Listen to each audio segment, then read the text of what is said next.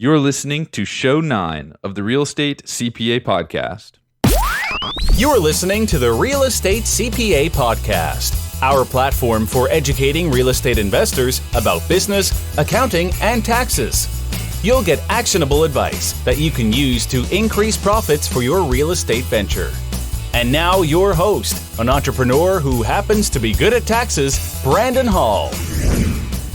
Hey folks, thanks a lot for tuning in today. I know your time's busy, so we're going to make this a super productive and valuable podcast for you. If you've read my Bigger Pockets article in the past couple of days, you kind of already know what this podcast is going to be about. It's going to add a lot of value to you. But before we jump into that, real quick on the announcement side of things, thank you for everybody who has been encouraging me to continue releasing podcasts and content. It does get a little overwhelming at times, especially during tax season. But we're back on top of it, so we should be clear and good to go from now on.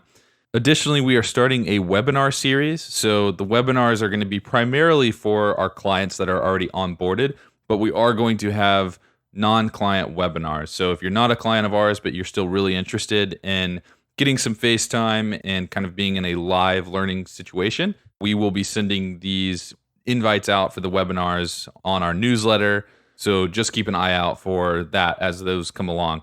Probably not going to have a non-client webinar for the next couple of months. We're testing it with our current clients now, but just something to be aware of in the future. All right, so today's show is going to be focused on placing your property into service as quickly as you possibly can. So most of you know the BARRRR method, as Brandon Turner over at Bigger Pockets coined it. It's the BARRRR method, and what it stands for is buy, rehab, rent, refinance, repeat. And it's a great strategy because what it allows you to do is go into a property with cash, rehab the property, but then cash yourself out. So what you're left with after you do the refinance, after you cash yourself out, you're left with a property that you are out of pocket. You're not out of pocket a lot of money. So you've got this now income producing asset that net we haven't really paid a lot for. And it is a great strategy. We encourage all of our clients to take a look at this strategy. I think that it's a great way to maximize the use of your cash. It's not a great strategy for tax purposes. The reason why is because there's no emphasis on placing the property into service. So in order to place a property into service, we need two things. The property needs to be ready for rent, and the property needs to be advertised for rent. Now, to understand what the IRS views as ready to rent, we generally look at local ordinances. So the question that we would answer, or that we would want to look at answering, is does your property meet local ordinances in terms of getting a certificate of occupancy? Is it rehab to the point where it's habitable? And that is going to help the determination of whether or not your property is ready to rent. So in Baltimore City, for instance, you have to have a certificate of occupancy in order to advertise your property for rent. So that certificate of occupancy requires that the rental be habitable per the local ordinances. So that whenever we get that certificate of occupancy, that's when we would be ready to rent. But the second part to being in service is advertising. And this is not emphasized enough when people are talking about this BARRRR method. And so what I want to make you aware of today is just that advertising the property for rent as quickly as you possibly can is going to provide you with the flexibility to write off some of your rehab costs. It's not necessarily going to allow you to write off your rehab costs, but it's going to provide you with at least the flexibility to potentially do so. So let's talk about what advertising it for rent actually means. So advertising it for rent is simply just posting a Craigslist ad, something on Zillow, something in writing. We need some sort of paper trail that shows you advertised it for rent on some particular date. The reason that we need that is because any cost that is incurred prior to advertising the property for rent is going to be considered a capital improvement. We call them get-ready costs whenever we are talking with our clients, but technically it is called a capital improvement. Capital improvements are going to be depreciated over a span of years. So if you are improving the structure of the building, like let's say you put floors down, for instance, that is a capital improvement that is depreciated over 27.5 years. If you incur costs after you advertise for rent, we have the ability, we're not necessarily allowed to, depending on the facts and the circumstances, but we have the flexibility to potentially write the costs off as operating costs rather than being forced to capitalize the costs and depreciate the costs. So to recap on that, any cost incurred before advertising the property is going to be a capital improvement. Any cost incurred after advertising the property for rent could potentially be considered an operating cost. And why is it important to be considered an operating cost? Well, if we capitalize the improvements or the repairs and we are forced to depreciate them, we are now recovering our costs over a long period of time. We're not getting the tax benefits today. Rather, we're getting some amount of the tax benefits today and then a little bit every single year until the property is completely depreciated or until that improvement or repair has been completely depreciated.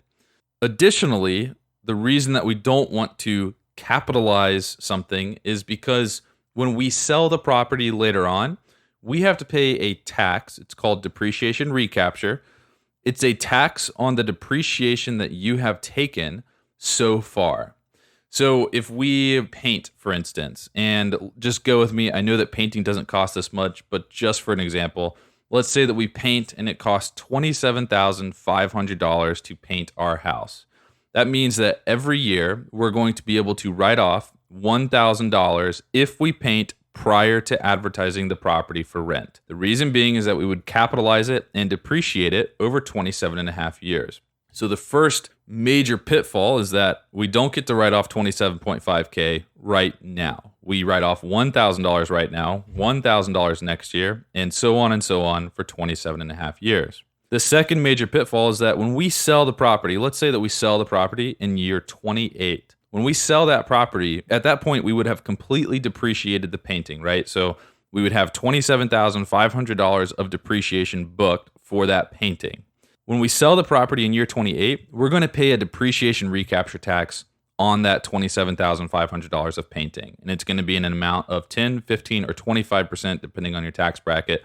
Most cases, it's 25%. So we're paying an additional tax after we sell, and we stretched our tax savings out over 27 and a half years. Economists are probably banging their heads against the table. They know how bad this is for opportunity costs. So what we say is if you've got something like painting, advertise the property for rent and then paint. Painting is literally never a capital improvement unless you paint before you advertise the property for rent. So if we advertise the property for rent and then paint, then boom, we can write off the $27,500 today. So we get the tax savings right now. We don't have to wait 27 and a half years to recover our costs, and we don't have to worry about the depreciation recapture that comes whenever we sell that property later on. And all of this leads me to coining a new phrase. Instead of the BARRRR method, I want everybody out there to now call it the BARRRR method. The reason that I want you to call it the BARRRR method is because we're adding advertising. Advertising should be done the day that you close.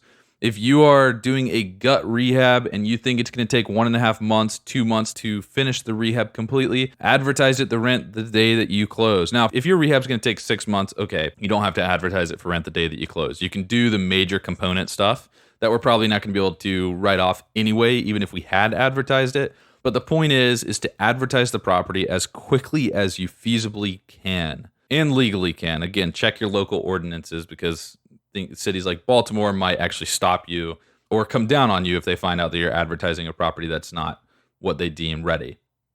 So some people ask me, well, is advertising even important if I have to do a gut rehab? Yeah, you're right. Like if you have to replace the floors, the roof, the studs, the drywall, we're not going to be able to write that off anyway. But if you advertise the property for rent, then the only next criteria that we have to hit is just ready.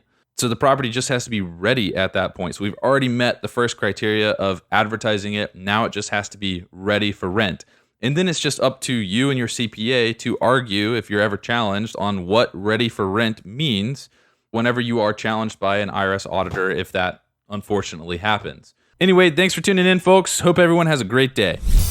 If you enjoyed today's show, please visit therealestatecpa.com for our newsletter, tips, articles, and podcast show notes. Thanks for listening to the Real Estate CPA podcast. We'll see you next time.